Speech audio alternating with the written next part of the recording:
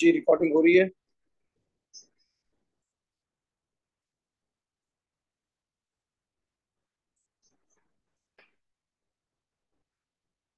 चलिए 2005 का क्वेश्चन है।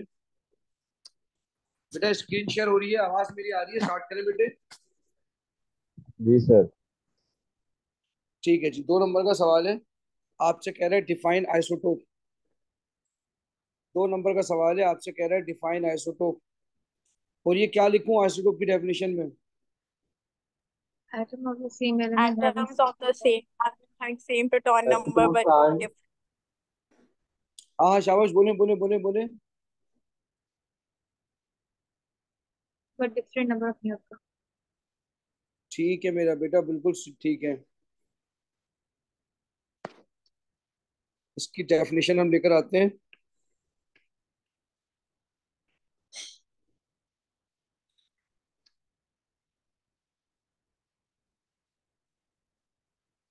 एटम ऑफ सेम एलिमेंट, पहला नंबर। ओहो। तो न्यूक्लियर नहीं था, nuclear same element. Atom of same element ये भी लिखेंगे।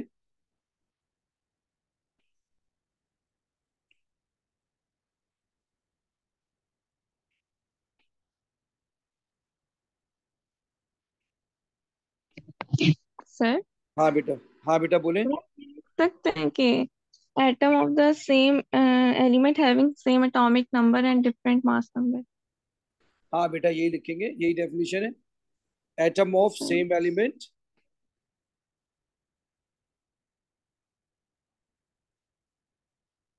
Having same proton number, same proton number but different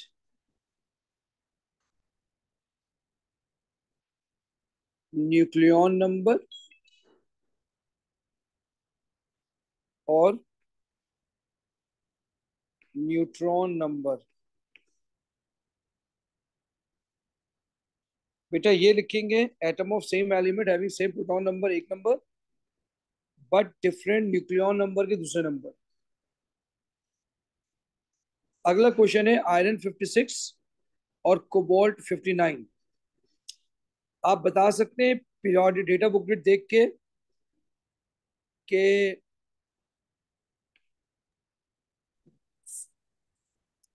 आप बता सकते हैं बेटा डेटा बुकलेट देख के कि Sir, इसका iron के प्रोटॉन नंबर क्या होगा? 26। 26 iron के 26 आयरन के हैं। और कोबाल्ट बेटा 27. 27 27 हो गया। तो यहाँ आ जाएगा 26, यहाँ आ जाएगा 27, यहाँ आ जाएगा 56 माइनस 26, यहाँ आ जाएगा 59 माइनस 27। कितना होता है बेटा 56 माइनस 26? 30। 30। 30 शाबाश बेटा। और 32। ये 59 माइनस 27? 32। 32। 32 शाबाश। ये आ जाएगा 26, ये आ जाएगा 27। क्योंकि क्योंकि चार्ज है नहीं, इसलिए जितने प्रोटॉन होंगे उतने ही इलेक्ट्रॉन होंगे। अच्छा अब ये आपसे कह रहा है कि भाई, अब ये आपसे कह रहा है रिलेटिव एटॉमिक मास की डेफिनेशन लिखें ए आर की। लिखवाएं, क्या लिखेंगे बेटे? Sir, mean तो mass of mean an mass atom relative to 1/12 mass of carbon 12 atom scale by carbon 12 atom in gaseous. बिल्कुल बिल्कुल सही where बात है। C12 has exactly 12 शाबाश बेटा, बिल्कुल सही बोला। 3 नंबर का क्वेश्चन है। पहला नंबर लिखेंगे mean mass of an atom. Mean mass of an atom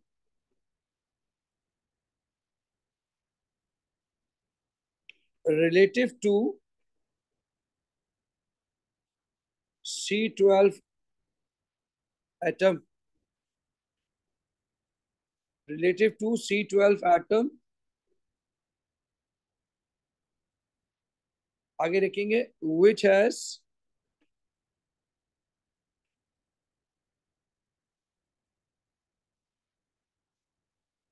mass of exactly 12 unit on a scale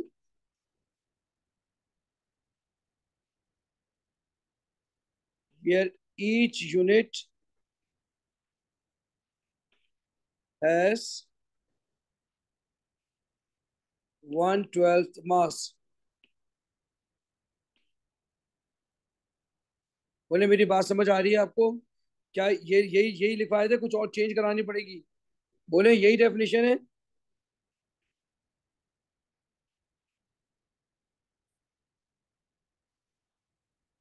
बोले यही definition mean mass of an atom relative to carbon 12 where each unit has exactly 12 unit या 1/12 मास। बोले ऐसी कुछ definition लिखाइए या कुछ change करना होगा Yes, इसमें? बोले sir. बेटा सही है बेटा, सही है, 3 पॉइंट यही होगा, ठीक है। अब आपसे कह रहा है कि डेटा यूज करके आपने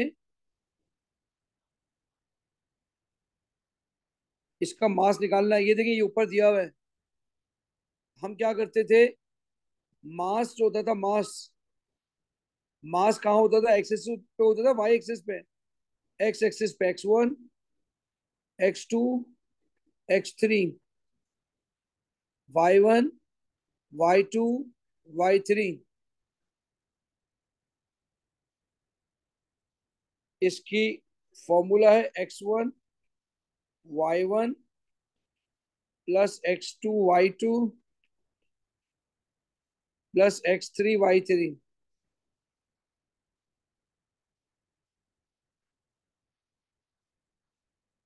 अब इसका फॉर्मूला है y1 plus y2 plus y3। तो बेटा 54 multiply by 5.84 plus 56 multiply by 91.68 plus 57 multiply by 2.17।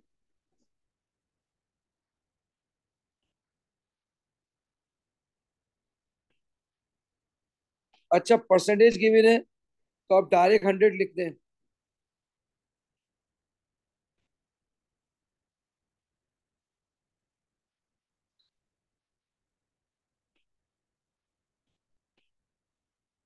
बोले क्या आंसर आएगा बेटे? 55.56. 55.56। आप 4 सिग्निफिकेंट फिगर पे भी काम कर सकते हैं और 3 सिग्निफिकेंट फिगर पे भी काम कर सकते हैं, लेकिन इसने क्या लिखा है सवाल में? 3 सिग्निफिकेंट फिगर। तो 55.6 अगर आपने 3, इसने कहा है 3 और 4 लिखे तो मार्क्स काट लेगा वो। बोले आपको मेरी बात समझ में आ रही है?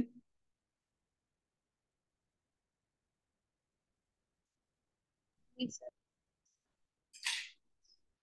अच्छा आप एक काम करें, मैंने नीचे लिखा था y1 plus y2 plus y3, इन तीनों को प्लस करें, देखें क्या आ रहा है आंसर। 100 आ रहा है।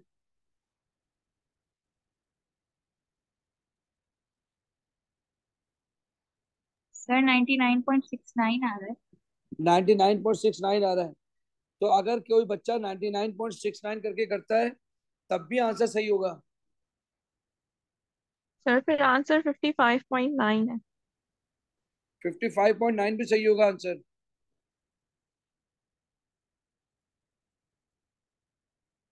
क्या आपको मेरी बात समझ आ रही है? जी सर। Yes, sir.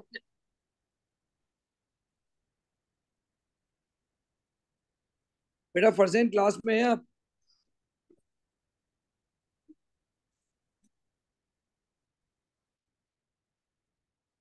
फर्जेंट क्लास में है? मिस अस्सलाम वालेकुम। Yes yes. अच्छा मिस, मैं फरजैन को देख रहा था क्लास में है कि नहीं, मिस वो है क्लास में। Thank you miss.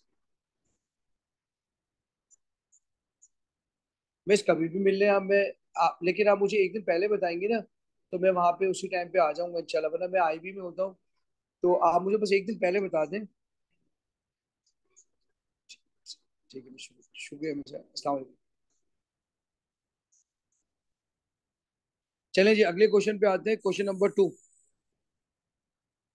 Question number 2, sulphur and its compounds are both in volcanoes. ठीक है जी। हमें ये कह रहा है कि भाई एसिड रेन बन रही है, एसिड रेन नहीं, कह रहा है कि कांटेक्ट प्रोसेस आपने पढ़ा है नाइट्रोजन एंड सल्फर में, आप उसकी इक्वेशन लिखें।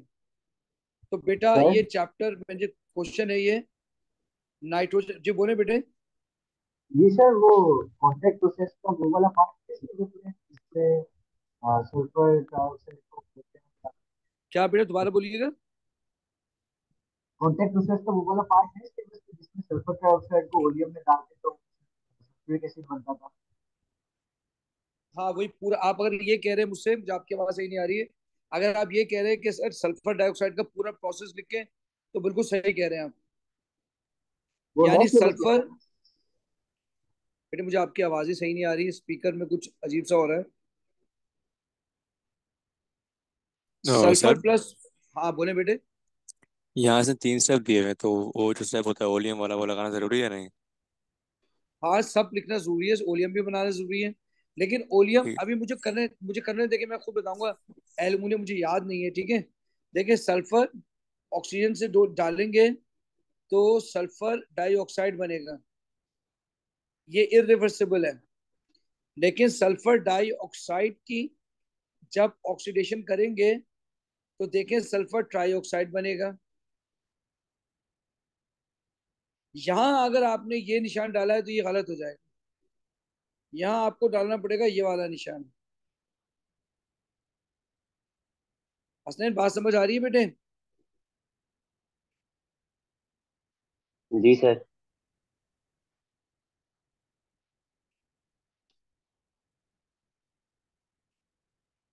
ये बनेगा H2SO4। यहां तक की बात समझ आ गई बेटे। जी बताइए सर। इसमें बताइए कैटलिस्ट कौन सा होगा। अच्छा मेरी बात सुनो, अगर चाहो चाहो तो ओलियम लगा दो। अगर तुम ओलियम बनाओगे ना, तो फिर तुम्हें ना यहाँ से, फिर जगह कहाँ है तुम्हारे पास, देखो ना इधर जगह ही नहीं है। फिर तुम यहाँ से स्टार्ट करोगे 2 से। बोले मेरी बात समझ आ रही है। सर तो ऐसे ठीक है, अगर हम ठीक पहली है सर। वाली इक्वेशन कोई एक खा लें और सीधा हम SO2 प्लस O2 से शुरू करके फिर हम H2SO4 ओलियम बना के जाएं तो फिर।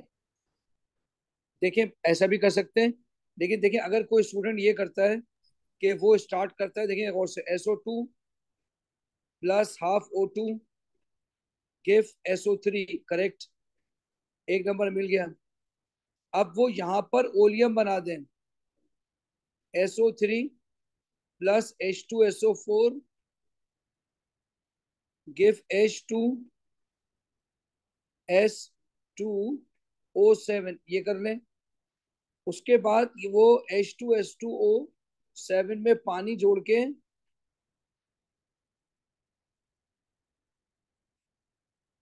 दो H2SO4 बना ले, ये भी सही है। बोले आपको मेरी बात समझ आ रही है बेटे। जी सर। सर ये सिलेबस में है? हाँ बेटा सिलेबस में है, क्यों नहीं है। आप अगर मार्किंग स्कीम वो सिलेबस खोलेंगे नाइट्रोजन एंड सल्फर का, उसमें ये लिखा है कि पूरी ओ लेवल वाला काम सारा इंक्लूड नहीं है, लेकिन वो इंक्लूड है कि उसकी कंडीशन, उसका सब कुछ। तो वो इक्वेशन भी पूछ सकता है ना, ये तो पूरा ओ लेवल की चीज है। Okay okay okay. अच्छा अब आगे, व्हाट कैटलिस्ट इज यूज्ड। बोले बेटा सर कौन से oxide. Vanadium catalyst use. Kind of sir. Vanadium oxide. V2O5 vanadium vanadium pentoxide. बेटा शाबाश, वेनेडियम पेंटाऑक्साइड। अच्छा जी, आगे कह रहा है कि आप डॉट एंड क्रॉस डायग्राम बनाए H2S का। तो बताइए इन दोनों में से कौन सा एलिमेंट है जो कम है? सल्फर। सल्फर। सल्फर। तो सेंट्रल एटम बनाया आपने सल्फर को। सल्फर कौन से ग्रुप में बताएं? 16। 6 में। ये लिखे 1 2 3 4। मेरी बात गौर से सुनिएगा। आपने ये लिख लिया, लेकिन बताइए जिससे अटैच है उसके आखिरी शेल में कितने इलेक्ट्रॉन होते हैं? एक। तो आपने ये एक इलेक्ट्रॉन हाइड्रोजन का बनाया, ये एक इलेक्ट्रॉन हाइड्रोजन का बनाया, और इसका जो ये लोन पेयर, ये जो एक बच गया इसको यहां लिखा, इसका जो एक बच गया इसको यहां लिखा। आप इस तरह से बना सकते हैं H2S का।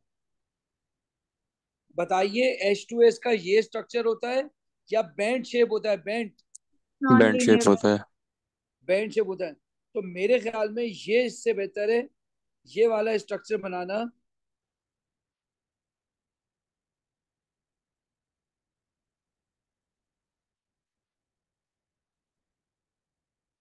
मेरे ख्याल में ये स्ट्रक्चर बनाना ज्यादा बेहतर है as compared to this structure.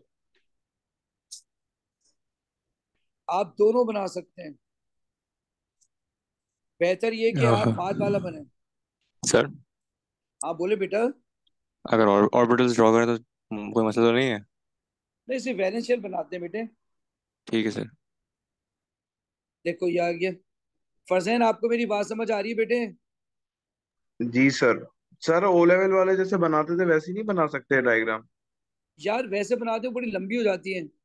जब आपको सहूलत है ना बेटे कि क्या करें कैसे करें, तो जब आप इससे बना सकते हैं, ये आसान तरीका है। ठीक। अब देखिए इस देखो देखो मेरा बेटा, अगर मैं इसको ऐसे बनाऊंगा ना, देखो गौर से, ये यूं सही है, और फिर यूं और यूं, ये भी बना सकते हैं। लेकिन बेहतर ये कि ऐसे ही बनाए। चलिए, उसने प्रिडिक्ट द शेप भी पूछ लिया ना। बोलो कौन सा शेप होता है H2S का? Non linear. Non linear,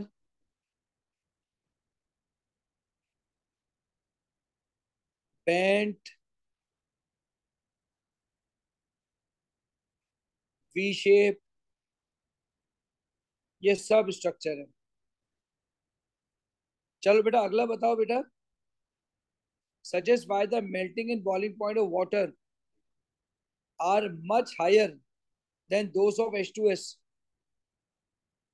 H2O के अंदर तो हाइड्रोजन बॉन्डिंग आ जाती है और ऑक्सीजन मैं सारा इलेक्ट्रॉन। अच्छा, मेरी बात सुने। ये मेरे ख्याल में 2 नंबर मैक्सिमम हो सकता है कि 2 नंबर का सवाल हो।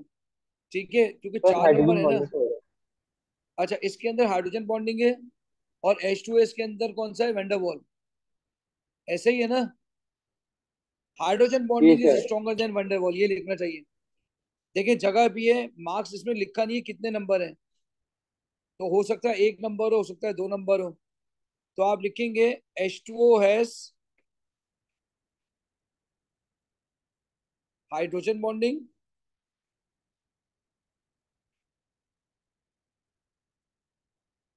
और और H2S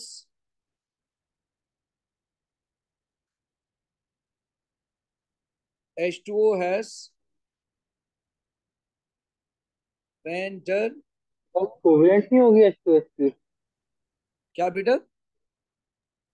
H2S की बॉन्डिंग कोवेलेंट नहीं होगी? हाँ कोवलेंट होगी।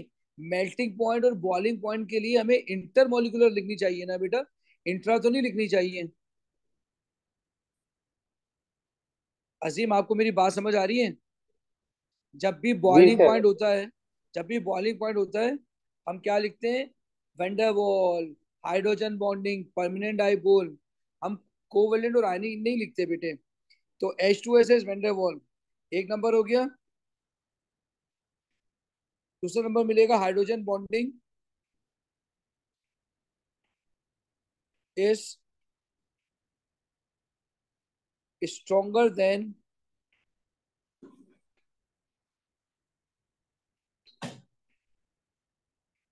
van der Waals force of attraction।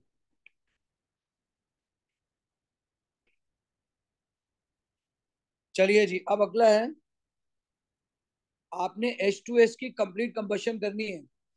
मेरी बात गौर से सुनिएगा।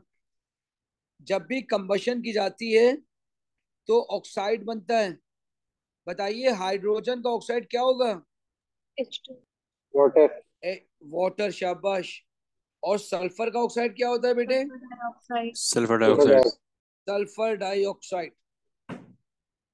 अब देखें इधर H2S कंप्लीट है। ऑक्सीजन आपके पास कितने? राइट साइड पे 3, और इधर है 2। डाइऑक्साइड। तो अब मेरी बात समझने की कोशिश करिएगा। तो अगर मैं यहाँ पर 3/2 लगाऊं तो इक्वेशन बैलेंस हो रही है।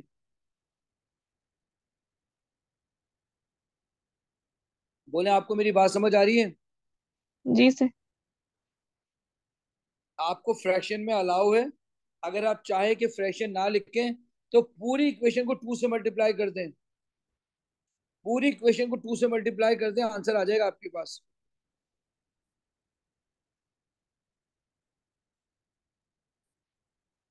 अब क्या हो जाएगा? ये 2 आ जाएगा, 2 2 से कैंसिल आ जाएगा, 3 आ जाएगा, यहाँ 2 आ जाएगा, यहाँ 2 आ जाएगा। अगर आप चाहे, वरना वो पहले वाला भी सही था।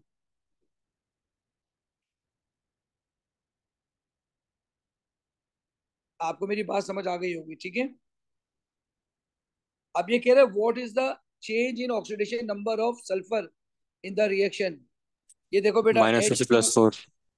अरे वाह, क्या बात है। 1 × 2 plus sulphur is equal to 0। So sulphur is equal to -2। Sulphur dioxide, sulphur +2 × -2 is equal to 0। Sulphur -4 is equal to 0। Sulphur is equal to +4।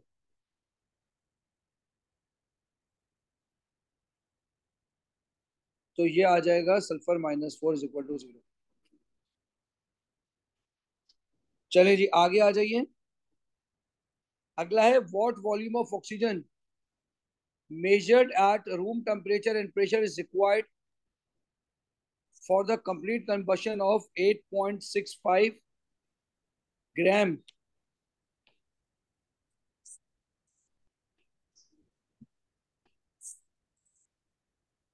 8.6 ग्राम, और वॉल्यूम पूछ रहा है। देखो मेरे बच्चों, सबसे पहले तुम क्या करोगे? H2S के को मोल निकाल लोगे। पहला स्टेप है स्टेप 1।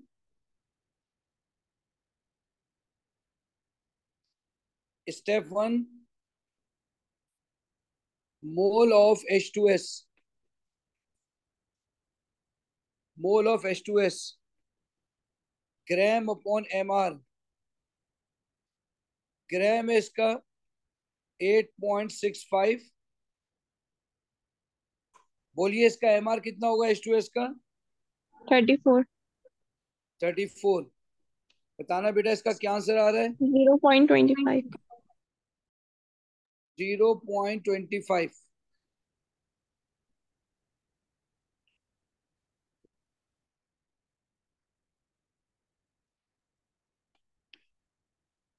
0.25 इसके मोल आ गए बेटे। अब आपसे स्टेप 2 में कह रहा है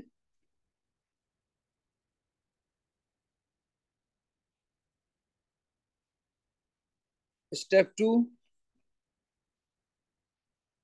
बताइए इसका मोल रेशियो कितना है? H2S 2:3। 2:3। तो स्टेप 2 में आप इसका रेशियो निकालेंगे, H2S रेशियो ऑक्सीजन, H2S2A3 0.25 और यहाँ X क्रॉस मल्टीप्लाई करके बताएं क्या आएगा। 0.3816। दोबारा बोलना बेटा, क्या कह रहे हो। 0.3816। 0.3816 16। मोल। अब स्टेप 3 में आ जाइए। फॉर्मूला लगा देंगे, volume is equal to n into 24 dm cube. ठीक है जी। अब स्टेप 3 है कि volume in dm cube is equal to, कितना है इसका, मोल मल्टीप्लाई बाय 24। मोल है 0.3816 मल्टीप्लाई बाय 24। बोले क्या आएगा। 9.16। 9.16। हाँ 6 4 सा 24। 4 आ रहा है आखिर में यार, जरा चेक करना दोबारा। सर 4 तब आ रहा है अगर हम 0.381 ले रहे हैं ना, तो फिर 4 आ रहा है। 6 4 सा 24 होता है ना, तो सर सही 24। आंसर मैंने वेरीफाई किया, मामी दिया है, इसके अंदर भी दिया है। अच्छा 9.16। हाँ ठीक है जी, 9.16 डीएम क्यूब। सही है सर। मैं अगर मैं अगर डायरेक्ट कर रहा हूँ तो मेरे पास 4 क्यों आ रहा है, 42220। एक मिनट रुकना। आपने जो पीछे वो है ना 0.25, उसको 0.254 करके देखें। अच्छा एक मिनट रुक जाना खाली। 0.3816 मल्टीप्लाई बाय 24। अच्छा तुमने राउंड ऑफ करके बता दिया, 9.1584 आ रहा है। ठीक है हाँ ठीक है राउंड ठीक ऑफ है। किया है मैंने, उस टाइम इसमें ये दिया हुआ बताओ तो ना मैंने। बेटा। अच्छा ठीक हो गया। तो सही, आगे बढ़ते हैं, आगे बढ़ते हैं।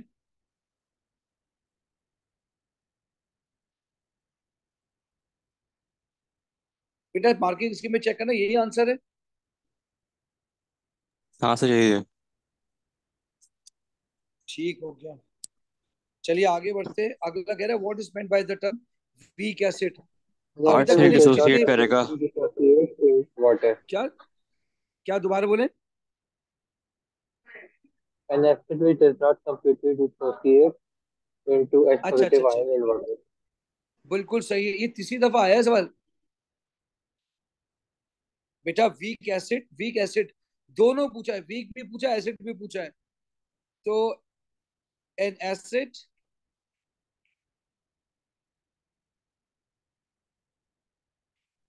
which is partially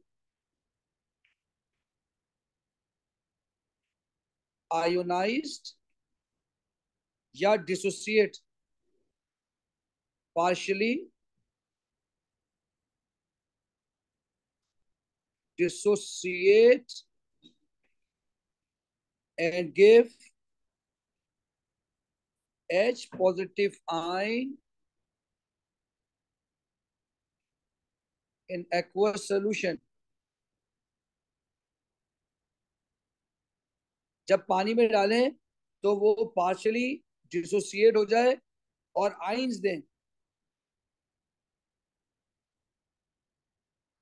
बोलो बेटा मेरी बात समझ आ रही है। जी सर। जी अच्छा अब आगे कह रहा है इक्वेशन बनाओ, फर्स्ट आयोनाइजेशन एनर्जी, नहीं फर्स्ट आयोनाइजेशन, समझ में नहीं आ रहा। Right equation which state symbol for the first ionisation of H2S when it dissolve in water। मेरी बात गौर से सुनना, ये लॉरियन ब्रोंस्टेड थ्योरी है। ये देखें H2S प्लस H2O, ये अपना हाइड्रोजन इसको देगा और ये बनाएगा H3O पॉजिटिव, और सल्फर क्या बनाएगा, HS माइनस। इसका नाम होगा एसिड, इसका नाम होगा बेस, इसका नाम होगा कॉन्जुगेट एसिड, इसका नाम होगा कॉन्जुगेट बेस।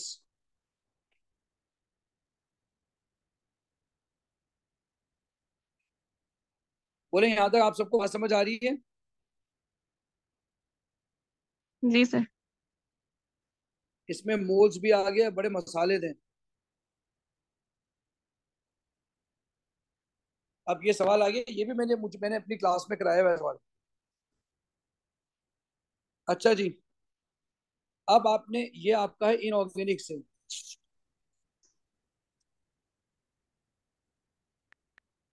इनऑर्गेनिक से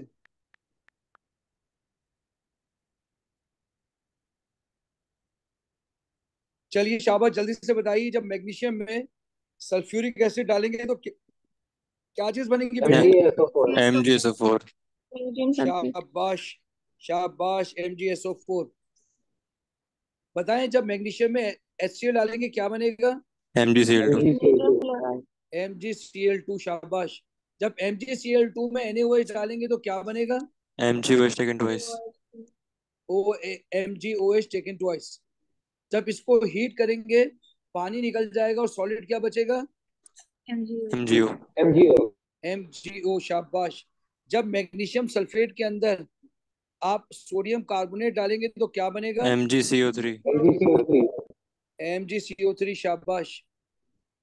बताएं जब आप मैग्नीशियम हाइड्रोक्साइड के अंदर नाइट्रिक एसिड डालेंगे तो क्या चीज MgNO3 बनेगी? taken twice। शाबाश, शाबाश, MgNO3 टेकन ट्वाइस। ये भी वही होगा, इसको हीट करेंगे, फर्क ये एक्वस होगा और ये पानी निकल जाएगा और ये सॉलिड बच जाएगा। चलिए शाबाश, आप मुझे जल्दी से बताइए वन बाय वन कि एक क्या, एक का फॉर्मूला क्या लिखूं? MgSO4। MgSO4, सब में Mg आएगा, सब में Mg आएगा। आपने कहा MgSO4, जल्दी बताइए बी में क्या आएगा? MgCl2। ठीक है बेटा, सी में क्या आएगा? MgCO3। MgCO3, शाबाश। बेटा डी में क्या आएगा? MgO। MgO। बेटा ई में? MgOH taken twice। शाबाश, शाबाश। और एफ में? MgNO3 taken twice। MgNO3 taken twice.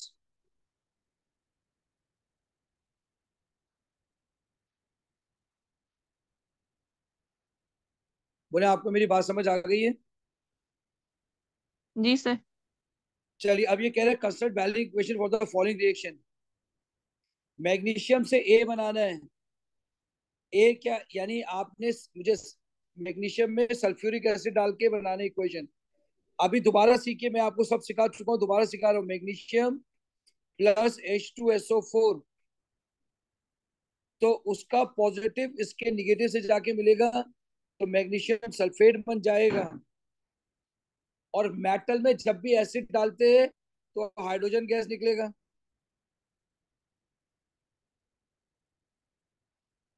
Equation balance है। अब वो कह रहा है कि सी से डी बनाना है।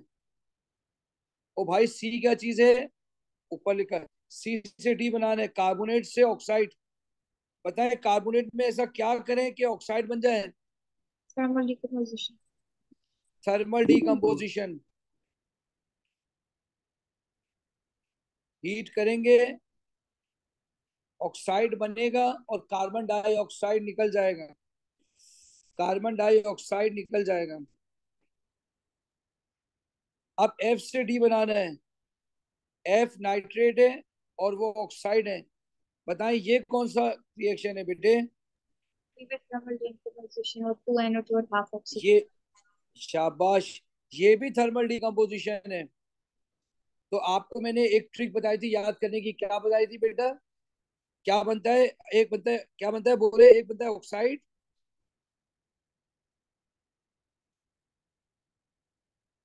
बोले ना, एक ऑक्साइड बनता है, हाफ That दो टू fits. मोल है, NO2 और हाफ ऑक्सीजन। दो, शाबाश, दो NO2 बनते हैं और आधा ऑक्सीजन बनता है, याद करना पड़ेगा।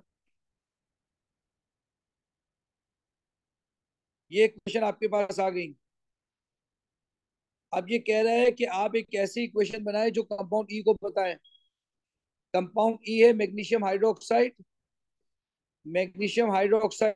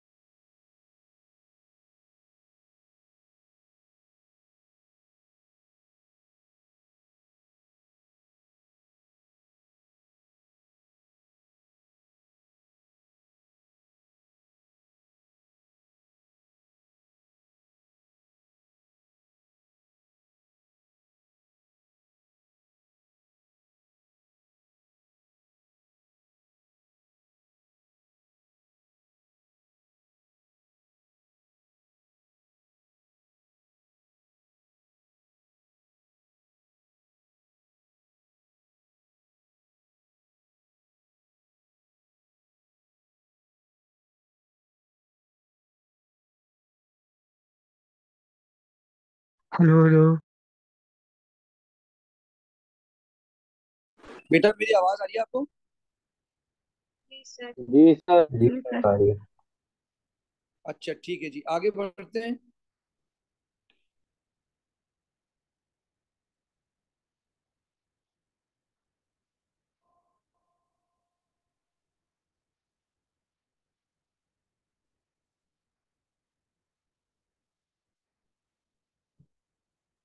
चलिए बेटा आगे बढ़ते हैं। अगला क्वेश्चन ऑर्गेनिक से लग रहा है।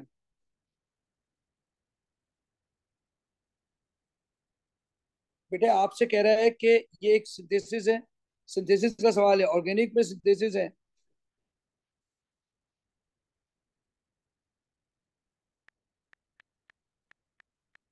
ऑर्गेनिक का क्वेश्चन है, आपको रिएजेंट बताने और कंडीशन बताना है। बताएं अल्केन से हेलोजन अल्केन बनाने के लिए क्या डालना पड़ता है? Cl2 क्लोरीन और और यूवी यूवी लाइट। लाइट। जबरदस्त। ये क्लोरीन एक्वस होगी या गैस होगी, इसको लिखने की जरूरत नहीं है, उसने लिखा, देखें, देखें मेरी बात सुने, ये लिखने की जरूरत नहीं है। तो ठीक है क्लोरीन सर। लिखा, कंडीशन क्या होगी? UV UV rays. लाइट। शाबाश, सनलाइट से ज्यादा अच्छा है यूवी लाइट। चलिए अब आपने क्या करना है, स्टेज टू। स्टेज टू में क्या करना है बेटा? क्या करें कि साइनाइड आ जाए, क्या करना होता है बोले?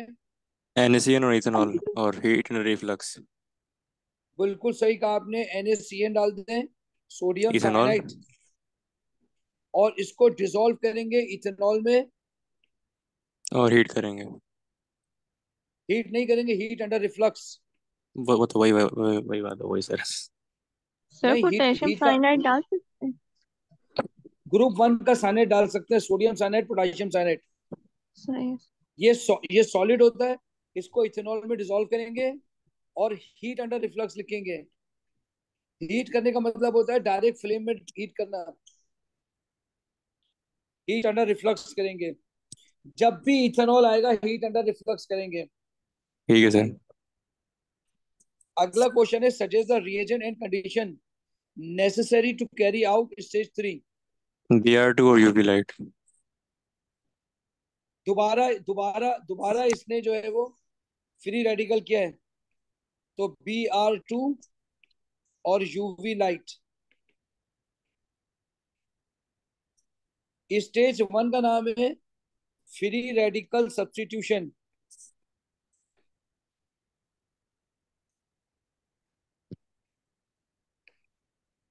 स्टेज 2 का नाम है न्यूक्लियोफिलिक। न्यूक्लियोफिलिक। शाबाश। Nucleophilic substitution. और तीसरे तीसरे रिएक्शन का नाम है, बोले क्या नाम है तीसरे रिएक्शन का? Free nucleophilic. Radicals. Free radical. नहीं नहीं नहीं नहीं नहीं, फ्री रेडिकल।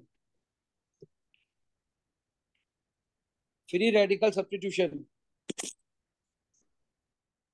चलिए ये रुका नहीं है, स्टेज 4 भी दे दिया है इसने। स्टेज 4 भी दे दिया है। अब बताइए साइनाइड से कू बन गया, एसिड हाइड्रोलिसिस। एसिड हाइड्रोलिसिस कर दिया आपने। बताइए एसिड हाइड्रोलिसिस के रिएजेंट क्या होते हैं? H2SO4 और हीट एंड रिफ्लक्स। H2SO4 और हीट एंड और रिफ्लक्स। Heat under reflux.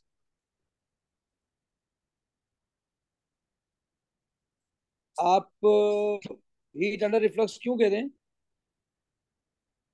इनके सवाल आपने दिया हुआ था अपने पास वाली बुक के अंदर, हाँ उसकी एमएस में ये लिखा हुआ था। नहीं नहीं नहीं, ये क्या बात, ये क्या आंसर दे दिया आपने?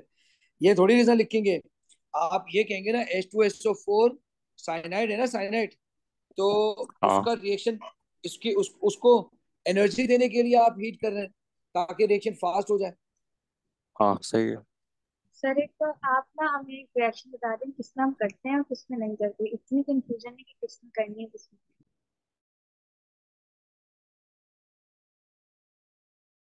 क्योंकि कोई फ्लेमेबल चीज मुझे नजर नहीं आ रही है। तो अच्छा जी, भले ना लिखें फिर। खाली हीट भी लिख सकते हैं। हाँ चल सही है। ठीक है। चलिए स्टेज 5 देखें।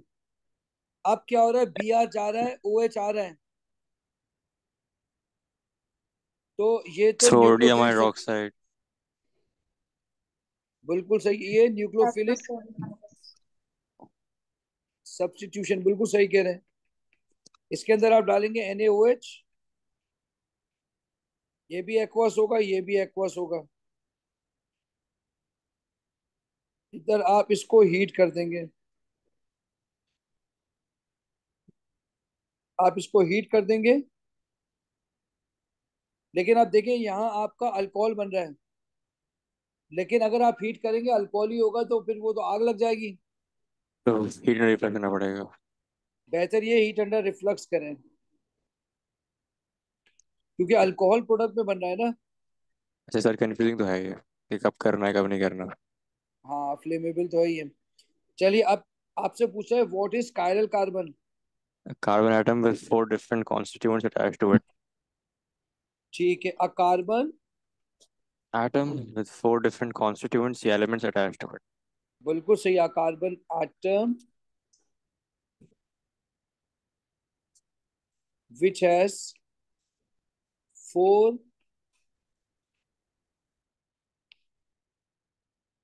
different substituents, which has 4 different substituents. Draw a displaced formula of the isomer of one compound in full sequence of states 1 to 4. किसी भी एक का बना दें आप मेरे ख्याल में ना। जो कायरल होगा सर। तो स्टेज 5 के अच्छा बाद में अच्छा, बना रहा जिसमें कायरल होगा, ठीक है ठीक है ठीक है। स्टेज 1 से लेके 4 तक। चलिए 1 कायरल नहीं है, ये भी कायरल नहीं, देखिए गौर से देखें, ये कायरल नहीं है, ये भी कायरल नहीं है, ये भी कायरल नहीं है, ये कायरल है, ये कायरल है। फिर यही बनाया सर। तो आप ये आर बनाएंगे,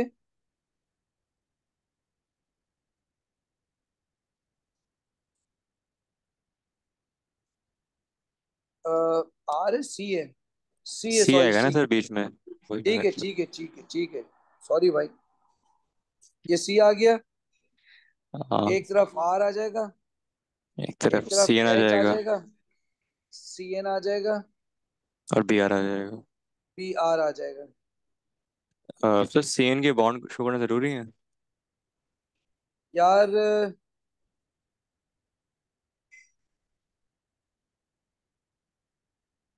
स्प्लिट चलो फॉर्मूले छोड़। में बॉन्ड आता है। बॉन्ड दिखाएंगे। हाँ बॉन्ड दिखाएंगे बेटा, दिखाएंगे दिखाएंगे दिखाएंगे भाई।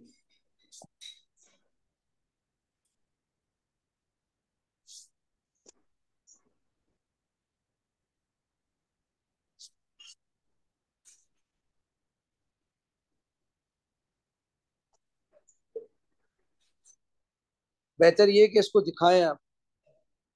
तो ये आपने साइनाइड के बॉन्ड दिखा दिया। क्या और किसी में है? ये देखें इसमें भी है, ये देख रहे हैं, ये भी है, ये भी है, ये भी है। कोई सा भी बना दें, कोई सा भी बना दें, ठीक है।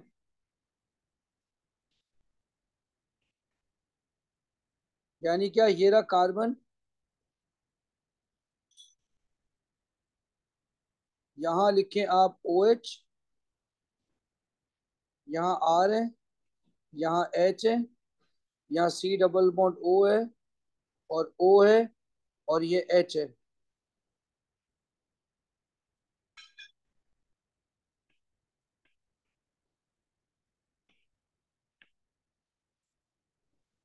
चलिए क्वेश्चन नंबर 5।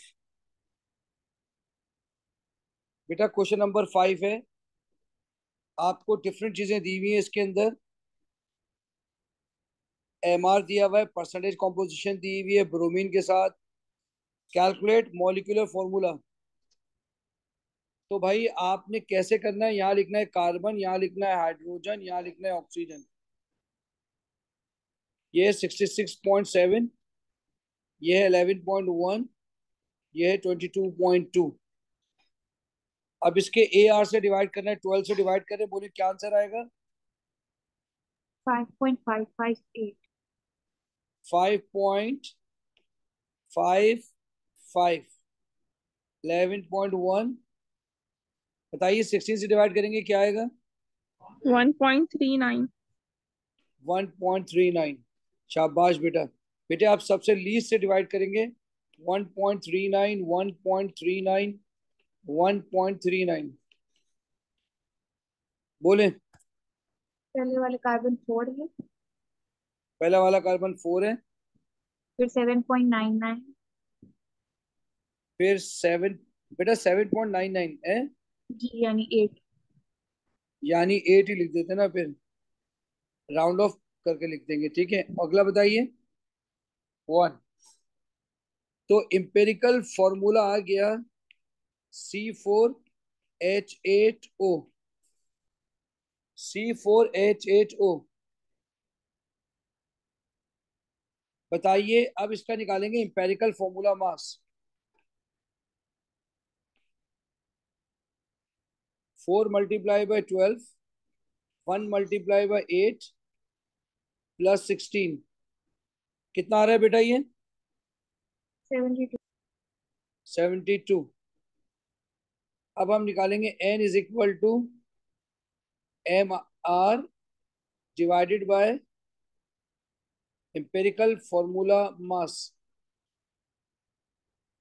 MR कितना दिया हुआ है? 72, ये लिखा हुआ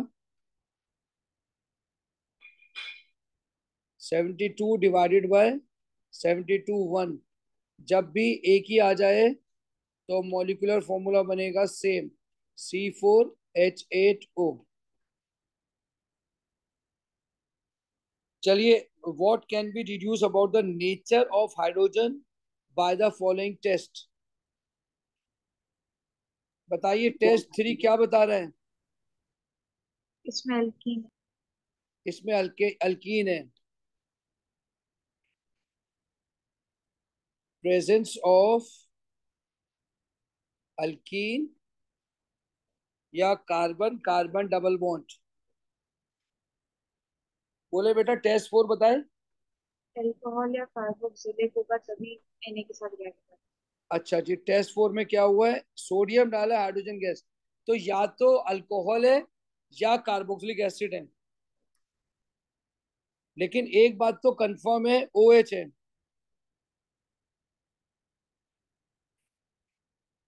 आइदर अल्कोहल और इन कार्बोक्सिलिक एसिड, ठीक है, और carboxylic acid, OH of either alcohol और ऑफ कार्बोक्सिलिक एसिड। अच्छा, टेस्ट टेस्ट 6 से क्या पता चल रहा है बेटे?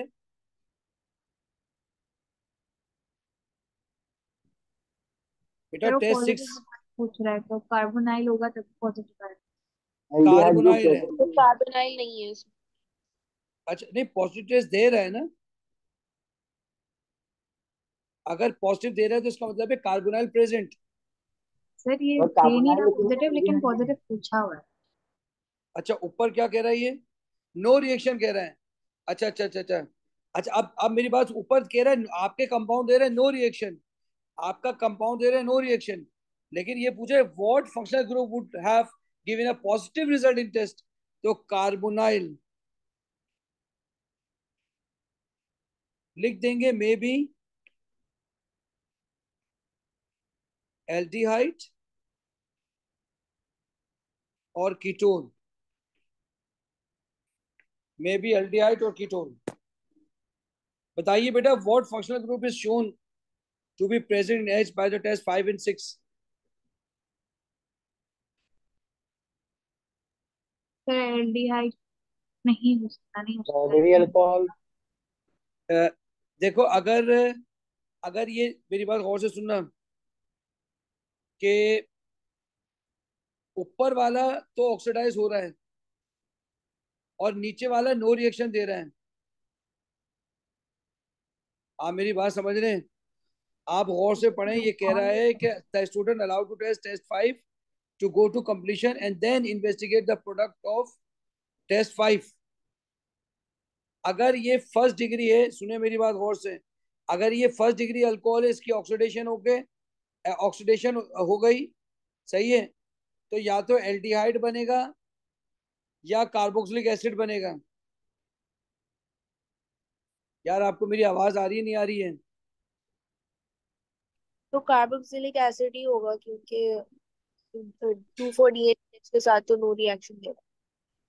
देखें, अगर आपके पास टेस्ट 5 में देखें, कह रहे हैं कि the student allow test 5 to go completion and then investigate the product of the test 5, क्या बना होगा? तो देखें, जब भी आप अल्कोहल की ऑक्सीडेशन करते हैं तो या तो वो एल्डिहाइड बनता है या वो कार्बोक्सिलिक एसिड बनता है।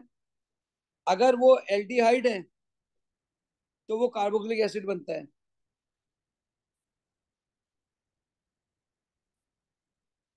प्लीज मेरी बात गौर से सुनिएगा।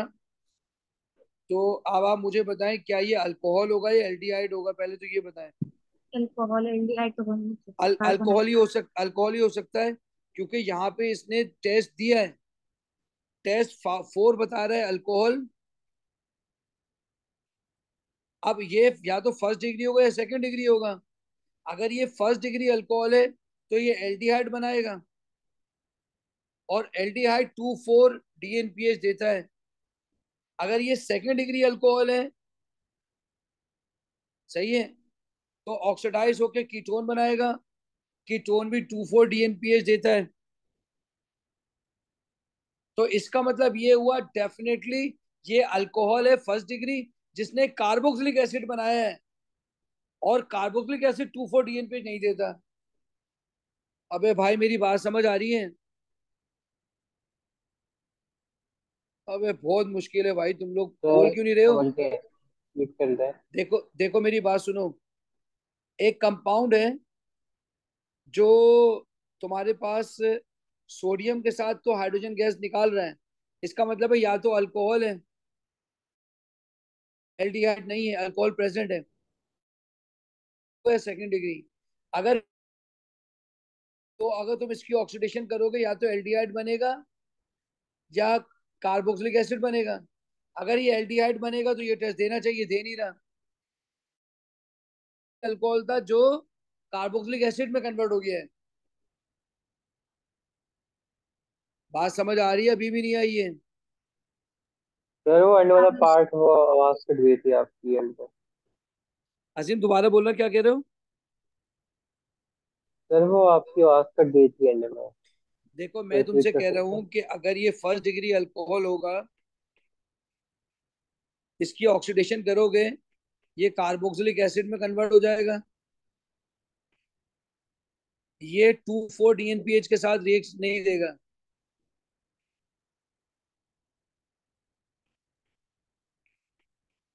तो फर्स्ट डिग्री अल्कोहल होता है ना।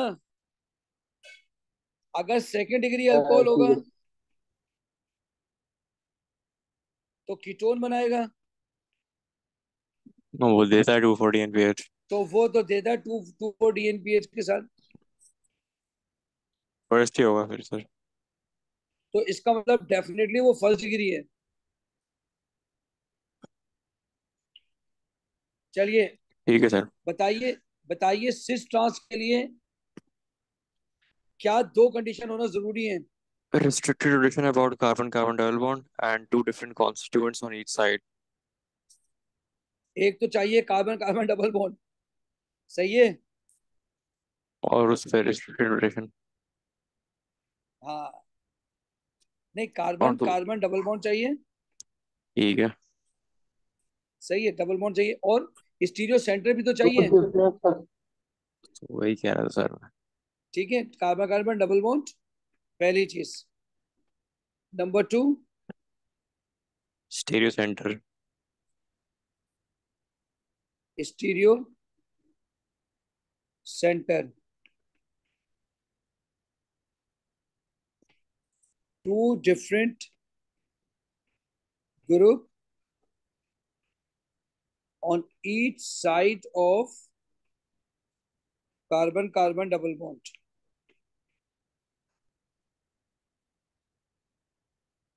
नंबर थ्री, अब आप लिख सकते हैं रिस्ट्रिक्टेड रोटेशन। रिस्ट्रिक्टेड यानी एक कार्बन को फिक्स करके दूसरे को घुमाना है। Restricted rotation about carbon carbon double bond.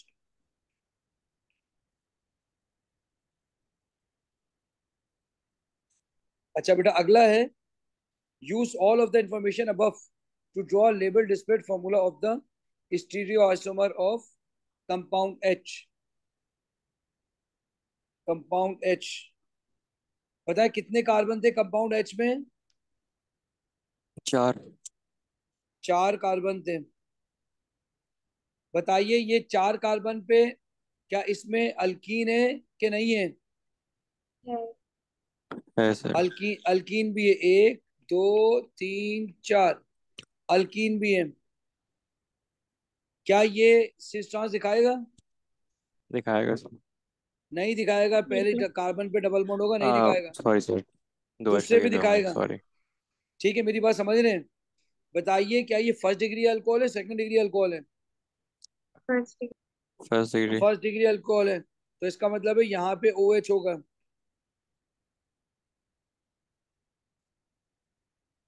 आपको मेरी बात समझ ठीक आ है रही है? सर। क्या इसका फॉर्मूला 3 यहाँ आ जाएगा, एक यहाँ आ जाएगा, एक यहाँ आ जाएगा, एक यहाँ आ जाएगा, एक यहाँ आ जाएगा। बताएं इसका क्या फॉर्मूला है? C4। HA2। देखो देखो, यही बन रहा है।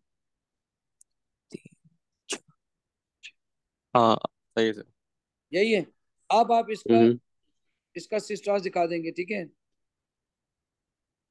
ये 4 बनाया, इधर CH3, इधर H, इधर H, इधर CH2OH। बताइए C से ट्रांस है? ट्रांस। ट्रांस के वो डायगोनल ये लगे हुए हैं ये हाइड्रोजन। ट्रांस है। इधर फिक्स किया,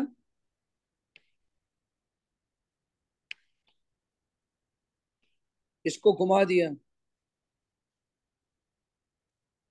इस हाइड्रोजन को यहाँ, ये इधर चले आएगा।